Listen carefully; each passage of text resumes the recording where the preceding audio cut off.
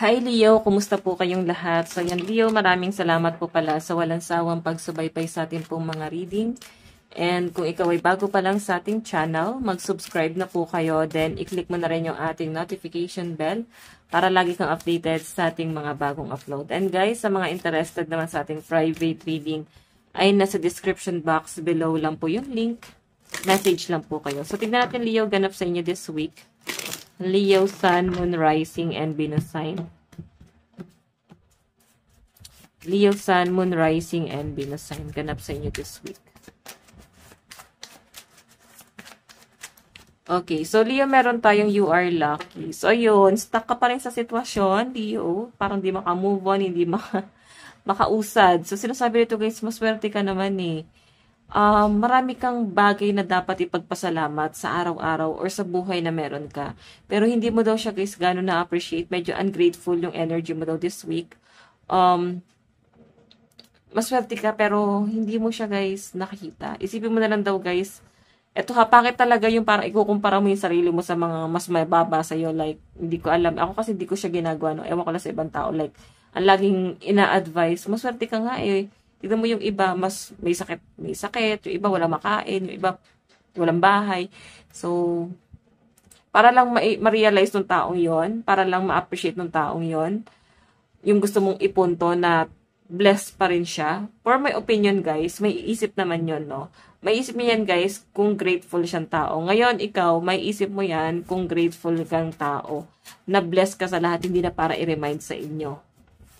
Okay, hindi na para ikumpara sa inyo yung mas mababa pa sa inyo. Guys, kailangan nyo appreciate yung mga bagay na meron kayo. Hindi nyo to guys, kailangan parang isang tabi, like, isipin nyo na minamalas pa rin yung buhay nyo. Kahit may ibang bagay naman na okay naman eh. Hindi nyo lang talaga nakikita. So, by the way, meron tayong you are not your emotion. So, yun, wala naman palang problema talaga. Masyado lang daw kayong emotional, Leo, this week. Okay, masyado ka nadadala ng emosyon or dahil nga dala ng Mercury retrograde. So, ayan, patapos na guys yung Mercury retrograde, no? Sa 29 kasi yung patapos, pero may pre-shadow pa siya. So, pag pre-shadow is, expect nyo guys, mga 1 week pa yung pre-shadow. So, maybe next month pa talaga yung pinaka-tapos. Okay? So, this week guys, medyo emotional ka. Hindi mo masyado na-appreciate yung mga bagay na meron ka. Siguro kailangan tignan mo yung nature, tignan mo yung yung paligid mo, inhale, exhale, mag-relax ka. Feeling ko dito nagkakaroon kayo ng stress or nagkakaroon kayo ng parang panic attack, anxiety ba tawag doon? Yes. Yun nga yun, okay? Mahirap to guys pag inatake ka ng anxiety talaga. Mahirap yan advisean. Or ang hirap niyan let go. Madali lang siyang sabihin pero kaya mo yan, okay? I hope na maging okay ka, Leo. So, by the way, meron tayong back to basic. Binabalik ka kasi sa basic. So, parang ikaw, medyo prostrate ka kasi parang feeling mo, pabalik-balik ka na lang dun sa, So, umpisa, or parang lagi ka na binabalik dun sa problema mo before, na nalampasan mo na, tapos parang mauulit na naman. Okay, so guys, pagka nauulit ang isang bagay, ibig sabihin, wala ka natututunan doon. Kung bakit siya, guys, paulit-ulit. Okay? Possible na tinatakasan mo siya dati. Then ngayon, ibinabalik na naman doon sa inyo, pero hindi naman mismo doon sa problema noon. Binabalik siya para maranasan mo ulit and kailangan mo siyang isolve. Okay? Para siyang quest. So, meron tayong sometimes I need help. Guys, kailangan mong tulungan yung sarili mo. Kasi medyo mahina yung nararamdaman ko sa energy ng mga Leo. Parang nawawalan kayo ng diskarte. Hindi kayo nagiging wise. Maraming tumutulong sa inyo pero parang ang ungrateful. So guys, trigger warning. Baka may mga Leo na magalit sa akin. Kailangan nyo guys i-appreciate and tulungan din yung sarili nyo. Hindi mo kailangan ng ibang tao para tulungan ka. Kailangan mo dito sarili mo para tulungan mo yung sarili mo. And meron tayong imagine. Ayan o. So this week guys, marirealize mo siya na parang marami palang magandang pwedeng mangyari. Marami palang bagay na kailangan nyo i-consider. So this week, mas magiging parang mas malawak, mas matured, mas maunawaan mo yung mga bagay-bagay. Parang ngayon ka lang nakalipad eh. Alam mo yun, parang ngayon ka lang pinakawalan ng mga magulang mo para lumipad. para kasing buong buhay mo, natakot kang lumabas. Pero ngayon nga, Leo, kaya mo na.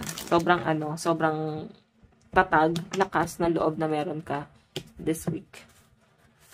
Okay. So, meron tayong introvert. Ayan, medyo private yung buhay ni Leo this week. Parang wala kayong gustong gawin, kundi mahiga, social media. Kasi parang more on pahinga naman eh. Possible din naman kasi na wala kayong masyadong ginagawa. So, yan, baka iba sa inyo nag-resign and parang gusto nyo at least 1 month na pahinga. Tapos next month or next year nga lang ulit magkaroon ng trabaho. Para kasi gusto nyo munang enjoy. Kasi pag nagtrabaho ka, puro trabaho talaga. Parang ganon. So, by the way guys, meron tayong friendship, team, connection, and network. So, ayan. Parang nagkakaroon ka ng mga bagong kaibigan, parang circle of friends. Siguro may bago kang libangan. Social media ba to? Or mobile games. Diyan lang naman yan eh, diba? So, sa mga Discord. So, by the way, meron tayong gift. Ayan. Meron ka daw guys marireceive na gift.